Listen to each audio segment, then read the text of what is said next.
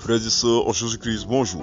Bienvenue une fois de plus à notre émission 1 minute avec Dieu. Aujourd'hui nous sommes jeudi, deuxième jour du mois de février de l'an 2023.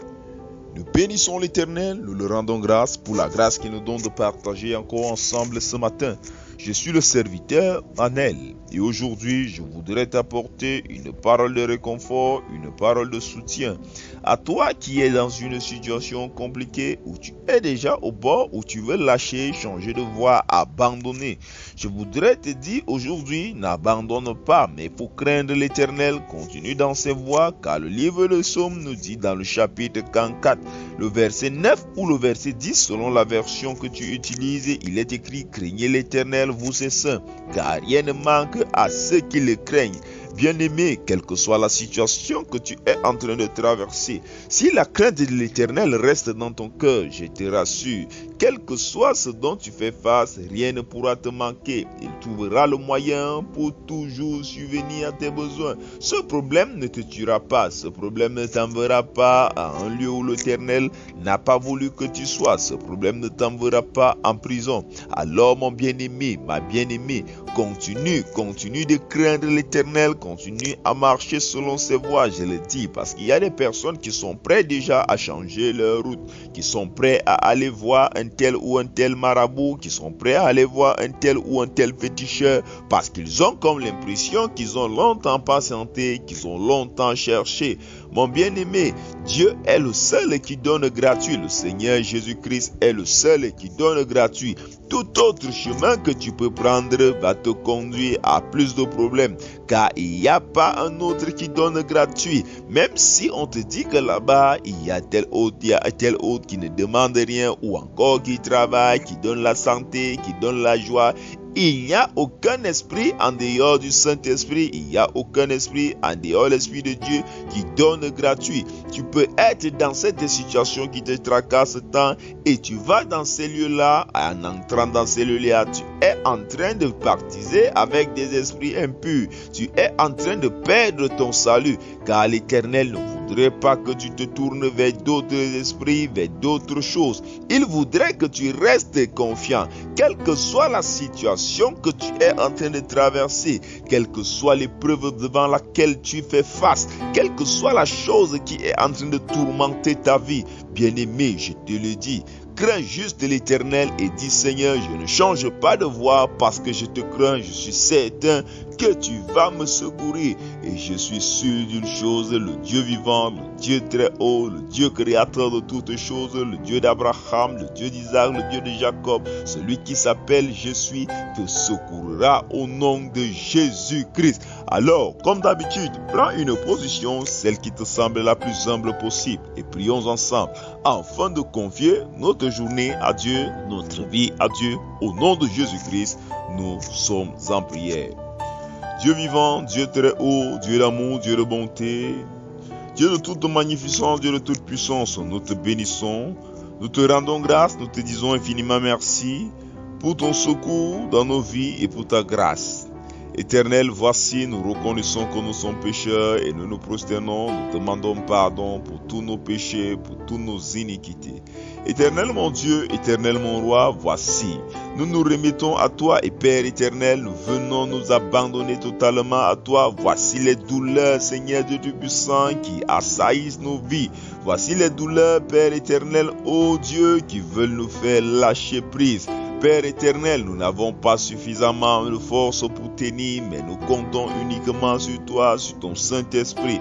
Viens dans nos vies, prends total contrôle, viens dans nos vies, Père éternel, et donne-nous le souffle nouveau. Seigneur, par-dessus tout, remplis-nous de ton Saint-Esprit, qu'il nous montre, qu'il nous guide dans de bonnes voies, afin que, Seigneur, nous vivons uniquement selon ta sainte volonté.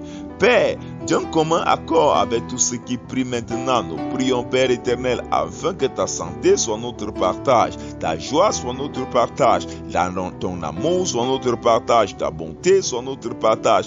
Nous prions et nous déclarons dans le nom de Jésus que tout plan de l'ennemi dans nos vies est nul et sans effet. Éternel, nous te bénissons, nous te rendons grâce dans le nom de Jésus-Christ, de parce que tu te souviens de tous ceux qui te crient à toi, de tous les affligés, de tous les orphelins, de tous les veuves, de tous ceux qui sont dans des zones de guerre, de tous ceux qui sont dans des zones de misère, de souffrance, de tous ceux qui crient à toi, de tous ceux qui sont dans les hôpitaux. Merci mon Dieu, merci mon roi, à toi soit toute gloire, à toi soit tout honneur, par Jésus-Christ, au nom de Jésus-Christ, nous avons prié. Amen. Nous sommes arrivés à la deuxième partie de notre émission. Il s'agit de celle de l'enseignement. Et comme vous le savez, nous sommes en train d'étudier le livre de Marc. Aujourd'hui, nous continuons notre étude, notre partage sur le livre de Marc. Aujourd'hui, nous continuons avec le chapitre 7.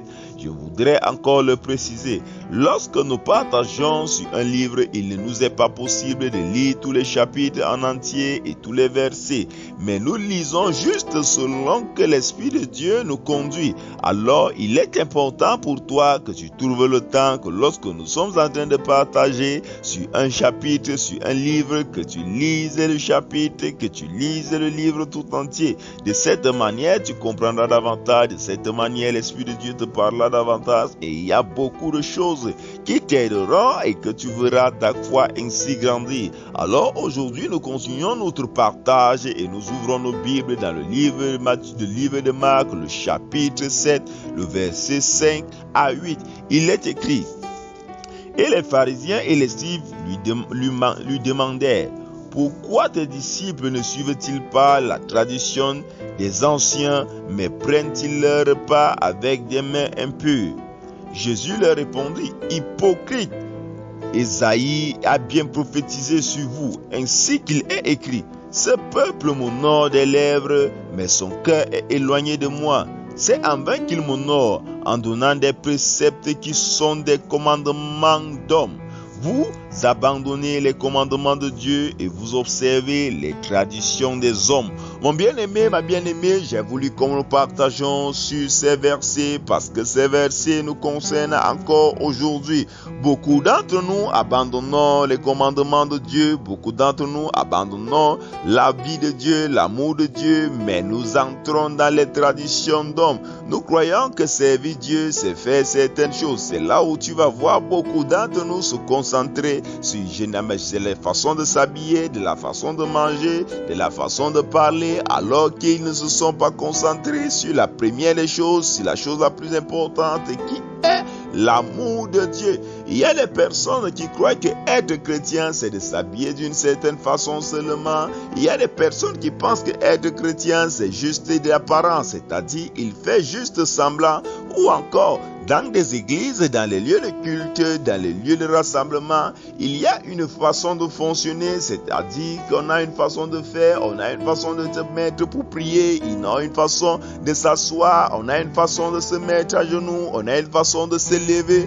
Mon bien-aimé, ma bien-aimée, ce n'est pas ça la foi chrétienne. L'Éternel ne voudrait pas que ta vie soit une suite de traditions, c'est-à-dire des habitudes, mais que ta vie soit une suite d'obéissance à la parole de Dieu. Et l'Éternel nous le dit. Le commandement nouveau est que nous aimons nos frères comme nous-mêmes, c'est que nous aimons Dieu de tout notre cœur. Ce que Dieu cherche présentement, ce sont des cœurs disposés. Ce ne sont pas des corps qui font semblant d'aimer Dieu. Je voudrais ici que tu saches, parce que parfois il y a des personnes qui croient que pour prier, il faut prendre une certaine position uniquement, mais dès qu'il prend cette position, son cœur n'est pas à la prière, mais c'est son corps qui est juste à genoux, et il se dit que parce qu'il est à genoux, cela signifie que Dieu va l'exaucer, parce que cela signifie qu'il est en train de bien prier. Bien-aimé, c'est bien de prendre une position d'humilité, mais ce que Dieu recherche le plus, c'est ton cœur qui s'abandonne à lui. Ce que Dieu recherche le plus, c'est ton cœur qui décide de le suivre, c'est ton cœur qui se donne à son amour. Mon bien-aimé, ma bien-aimée, ce que je veux dire ici, c'est que le plus important dans la foi chrétienne, la chose qui intéresse le plus Dieu, c'est l'obéissance, c'est l'abandon, c'est le fait que tu te donnes à lui, c'est le fait que tu appelles son esprit, c'est le fait que tu donnes ton corps, c'est le fait que tu donnes ton âme, ton esprit, tu t'abandonnes uniquement au Seigneur Jésus-Christ et qu'il vienne et te fasse marcher dans la volonté de Dieu. Ce n'est pas que tu dises forcément que parce que je suis chrétien, je vais manger de telle façon, je vais m'habiller de telle façon, je vais plus parler, je vais plus dire des choses de cette façon. C'est bien de restreindre ces choses-là, mais la foi chrétienne, mais ce que Dieu cherche est plus profond. Dieu cherche des cœurs disposés. Dieu cherche des personnes à qui il peut se révéler. Mon bien-aimé, ma bien-aimée, donc, ne sois plus un chrétien selon les traditions d'hommes qui croient qu'en faisant de telle manière, selon la chair, c'est de cette façon-là qu'il est un bon chrétien. Mais sois un chrétien selon la volonté de Dieu, selon que Dieu veut que tu sois. Que Dieu te bénisse. Shalom.